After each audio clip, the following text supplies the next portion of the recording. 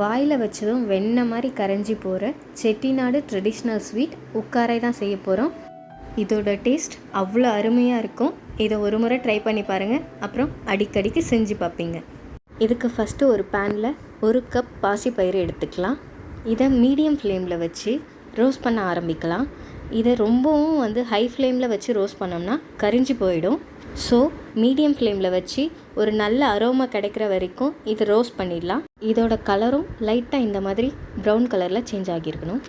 இதை உடனே ஆஃப் பண்ணிவிட்டு ஒரு குக்கருக்கு ட்ரான்ஸ்ஃபர் பண்ணிடலாம். 1 கப் பாசிப்பயிறு எடுத்துருக்கோம். அதுக்கு 2 கப் தண்ணி சேர்த்துட்டு 2 ஸ்பூன் நெய்யும் இதனோட சேர்த்து ஒரு 3 விசில் வர வரைக்கும் விட்டு எடுத்தோம்னா பாசிப்பயிறு நல்லா குக் ஆகிட்டுருக்கும். 3 விசில் வந்ததும் ப்ரெஷர் ரிலீஸ் ஆனதுக்கப்புறம் திறந்து பார்த்தோம்னா பாசிப்பயிறு நல்லா குக் ஆகிட்டுருக்கும். அதை ஒரு மேஷரில் வச்சு நல்லா மேஷ் பண்ணி எடுத்துக்கலாம். இதை நல்லா மேஷ் பண்ணி சேர்க்கும் போது தான் இந்த ஸ்வீட்டோட கன்சிஸ்டன்சி கரெக்டாக வரும். ஸோ நல்லா மேஷ் பண்ணி எடுத்துக்கோங்க. இந்த மேஷ் பண்ணதை ஒரு பக்கம் எடுத்து வச்சுட்டு ஒரு பேனில் நம்ம 1 கப் பாசிப்பயிறு எடுத்துருக்கோம். அதுக்கு 2 கப் வெல்லம் சேர்த்துக்கலாம். வெல்லத்தோட ஒரு 1/2 கப் தண்ணி சேர்த்து இதை நல்லா மெல்ட் பண்ண விட்டுடலாம். இதை மெல்ட் ஆகும்போது ரொம்பவும் ஹை ஃப்ளேமில் வச்சிங்கன்னா ரொம்ப பாகு மாதிரி மாறிடும். ஸோ நம்ம மீடியம் ஃப்ளேம்லேயே வச்சு இதை நல்லா மெல்ட் பண்ணி எடுத்துக்கலாம். இந்த ஸ்டேஜில் இது நல்லா மெல்ட் ஆகிடுச்சு.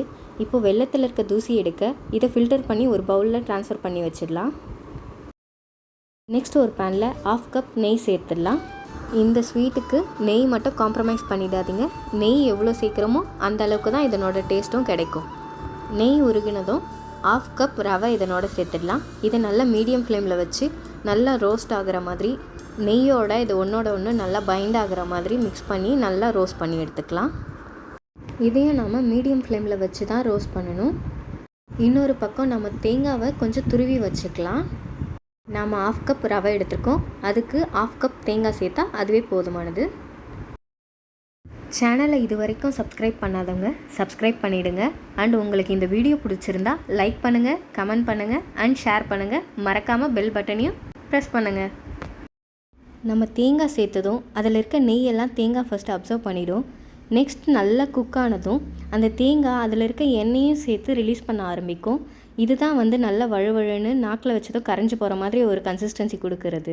நெக்ஸ்ட் நாம் இதில் வேக வச்சு மசிச்சு வச்ச பாசிப்பயிரை இதனோட சேர்த்து நல்லா மிக்ஸ் பண்ணிடலாம். இது ரொம்ப நேரம் குக் பண்ணணும்னு அவசியம் இல்லை. ஏன்னா ஆல்ரெடி பாசிப்பயிரும் வேக வச்சு எடுத்து வச்சுருக்கோம்.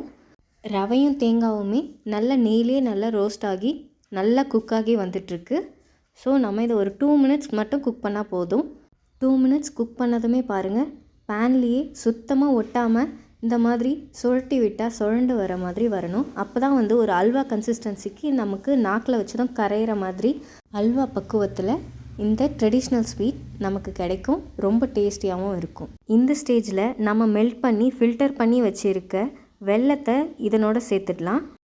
இது நாம் கட்டி வெல்லமாக இருக்கிறதுனால மெல்ட் பண்ணி ஃபில்டர் பண்ணி சேர்க்குறோம். இதுவே நீங்கள் நாட்டு சர்க்கரை யூஸ் பண்ணுறீங்க அப்படின்னா சேம் இதே குவான்டிட்டி தான். 1 கப் பாசிப்பயிருக்கு 2 கப் வெல்லம் சேர்த்துக்கலாம்.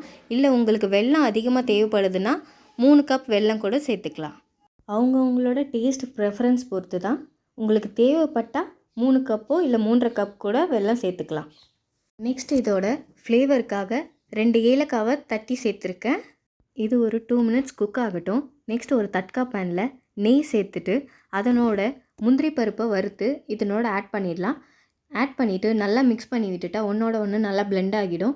அதே மாதிரி பேனில் ஒட்டாமல் வர வரைக்கும் நல்லா நம்ம மிக்ஸ் பண்ணி கொடுத்துக்கிட்டே இருக்கணும். கலந்து கலந்து கொடுக்கதான் அல்வா கன்சிஸ்டன்சி நல்லா கிடைக்கும். நல்லா ஒரு 2 மினிட்ஸ் கை விடாமல் நல்லா மிக்ஸ் பண்ணிகிட்டே இருந்தோம்னா பார்த்திங்களா, இந்த மாதிரி ஒட்டாமல் சுழண்டு வர மாதிரி அல்வா கன்சிஸ்டன்சியில் அருமையான ஒரு ஸ்வீட் ரெசிபி கிடச்சிரும். இந்த வீடியோ உங்களுக்கு பிடிச்சிருந்தா லைக் பண்ணுங்கள், கமெண்ட் பண்ணுங்கள், ஷேர் பண்ணுங்கள் அண்ட் மறக்காமல் சப்ஸ்கிரைப் பண்ணிவிடுங்க. ஃபைனலாக நாக்கில் வச்சதும் கரைஞ்சி போகிற மாதிரி ட்ரெடிஷ்னல் ஸ்வீட் ரெசிபி உட்காரை ரெடி ஆகிடுச்சு. இதை நீங்கள் நெய்வேத்தியமாக கூட செஞ்சு கடவுளை வணங்கலாம். இதோட டேஸ்ட் திட்டத்திட்ட அல்வாவோட டேஸ்ட் மாதிரியே தான் இருக்கும். அதோட கன்சிஸ்டன்சியும் வெண்ணெய் மாதிரி கரைஞ்சி போயிடுங்க. கண்டிப்பாக ஒரு முறை ட்ரை பண்ணி பாருங்கள்.